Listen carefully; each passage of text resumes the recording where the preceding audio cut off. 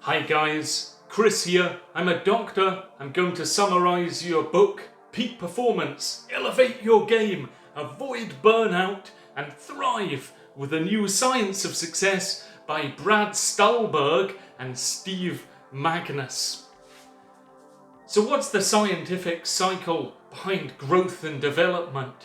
Well, this book suggests that there's principles that are time-tested, safe, ethical and legal and have been used by great performers for centuries from all disciplines. So let me tell you about these. Well, how the book develops, it starts off with a powerful story about a runner and some high-flying city kid consultant type who are doing well, and then they perform well, and then their performance plateaus, and then their health suffers, and then their satisfaction wanes, and essentially their careers are over. So the book tries to say, how can you continue your best performance without burning out? So one thing is it's the power of purpose. This can enhance your performance and make great performers go that bit further. They often thank and attribute their success to others. It could be family, God, some kind of power. And that motivation that they possess really means that when they're needing to dig that bit deeper and they've given up, they then know they need to do this. And in fact, if you're exposed to somebody with that degree of motivation, you'll find it's contagious and it can spread through tight-knit groups. To prime for peak performance, if you think of physically, you're looking for that Goldilocks weight, an amount that you can barely manage, and it'll leave you exhausted and fatigued, but not injured. So then, when you've finished your workout, you can then come back and do more another time. And there's also a key bit there I've mentioned about finishing the workout, because rest is so important. And this isn't just for physical things, this is for mental things, cognitive function as well. You put your mind or your body under stress, then you give it rest, and it will allow you to grow. The book suggests that there's commonalities between great intellectual and creative performers, regardless of their field. Firstly, immersion. There's often a total, deep, unremitting focus on that work. Incubation, a period also where the rest is important. So you're perhaps doing work, you go and do something else completely unrelated, and then you think you may have the flash of insight, which is number 3. That's the eureka moment, and that's more likely to happen if you've done your work, done something else, and then your mind can reflect on it that bit more, and you may get that flash of insight from the right brain. The book doesn't mention about neuroscience at all. So what do we think about this? Okay, well, it's important to rest, to work hard, but when you do this, you often will come up against failure. And what to do when you come up against failure? That shut door, and you think, what do I do? Well, you can actually push yourself to understand the transferable skills to overcome this obstacle. Look at it from different angles, almost problem solving. I liked the bit in this book that mentioned research about chronic multitaskers. People often multitask thinking they're being more efficient, but they're actually worse at filtering out irrelevant information, therefore are slower at identifying patterns and have worse long-term memories. So in other words, the tasks they're doing today suffer, and also the work in future can also suffer. One of the key points is about mindset. Mindset matters. Now, I really like this experiment in which people had completed a workout, I think it was a long cycle or a run, and they were given an ice cold milkshake, and they were either told that it's this healthy, low-calorie blend of organic fruits and vegetables with almond milk and protein, or it's a kind of full-fat chocolate ice cream, whole milk, sugary syrup. And when you think about that, how would your body react? Well, the logical way is that you think, okay, with a healthy one, you may feel good there, whereas, and refreshed, energized, but you may feel a bit lighter on your feet. Whereas the one with more sugar, you may think, okay, well, that was good, but then in a bit you'll crave more sweets. So these Yale researchers did this experiment, and it wasn't a surprise really when they found that people responded just as we thought, and they even measured a hormone called ghrelin, which is associated with hunger. And in fact, they were found that people did find that one milkshake reacted differently to the other.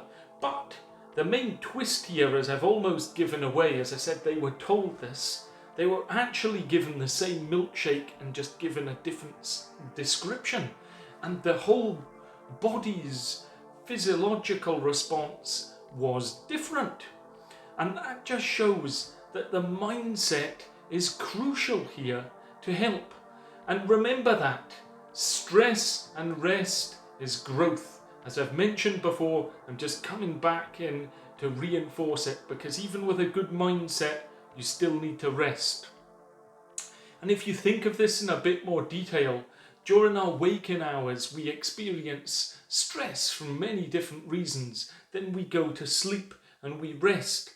And we all have different chronotypes, and we found that actually, if you're wanting to do that deep focused work, you'll often know the best time for you, but it's often actually when you're away to rest that you get the creative insight.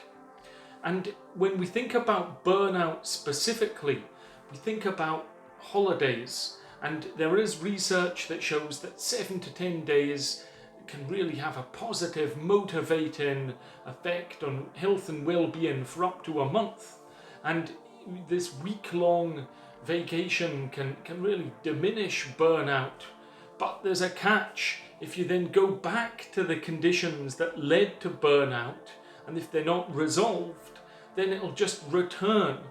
So an extended break really isn't a cure for burnout, and to try and keep people continue with unsustainable workloads, but it's something that should be factored in to everybody's work.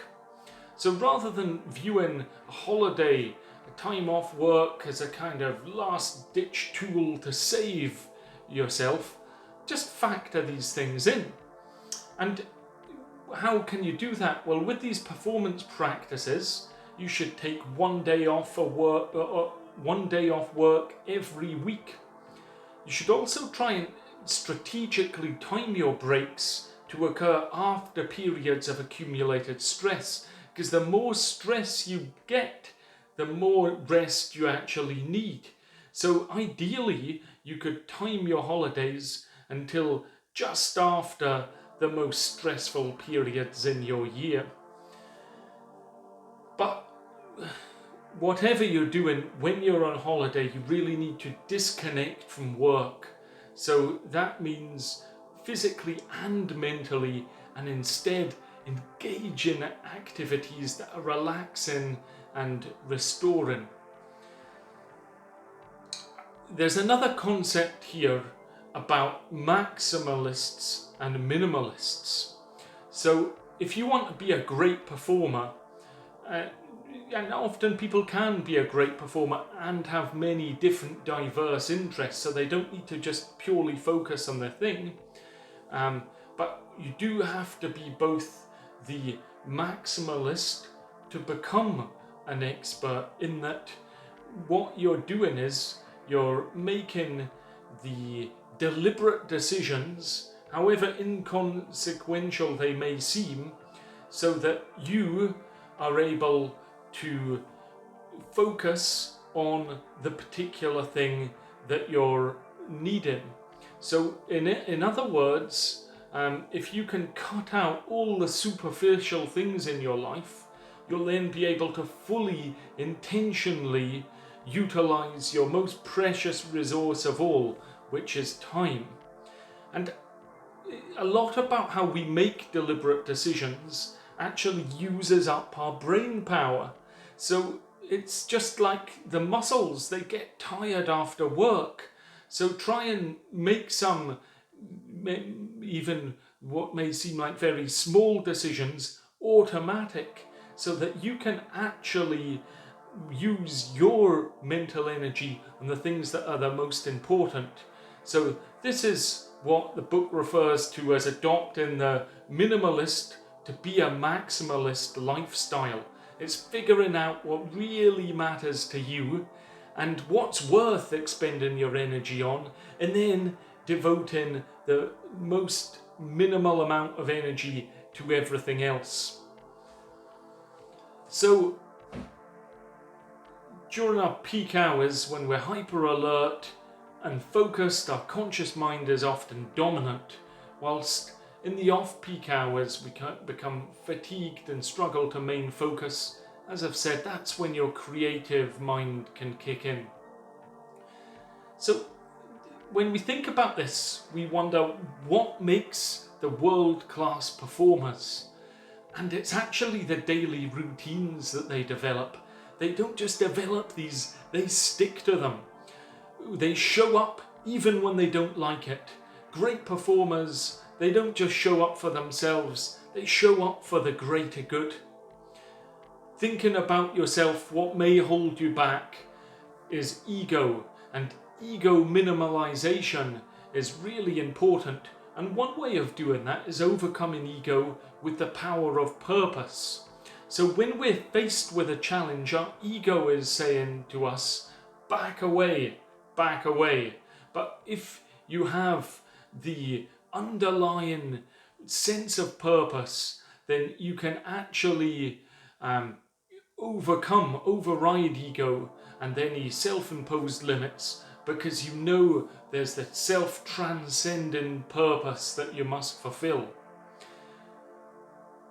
When you're faced with formidable challenges and your mind's telling you to quit, if you can answer, I'm doing this for something that's greater than myself, this will help you push on. So, another way of protecting about burnout is finding opportunities to give back. That way, or less intense work, such as coaching or mentoring. And as long as the giving is linked to your work and you're not expecting to get anything back. So while giving is especially powerful for preventing and reversing burnout, it's really needing to still be supported with appropriate rest. So develop your purpose, select and personalize your core values. Consider even ranking your core values and writing your own purpose statement down. And you can strategically call upon your purpose when you need this. Also, you could have visual cues displayed that will remind you of your purpose and keep giving you that boost. Unless you could have a visual symbol of a beast that would give you a boost. But develop your specific mantra based on your purpose and use self-talk when the going gets tough. Reflect on your purpose nightly. You may even wish to write down things. You could use expressive writing that can help. But think how to closely align your life with your purpose, striving day by day to move closer to consistent alignment with your purpose over time. I hope that you've gained something from that. Feel free to write below, like and subscribe. and I shall catch you all next time, and I look forward to hearing about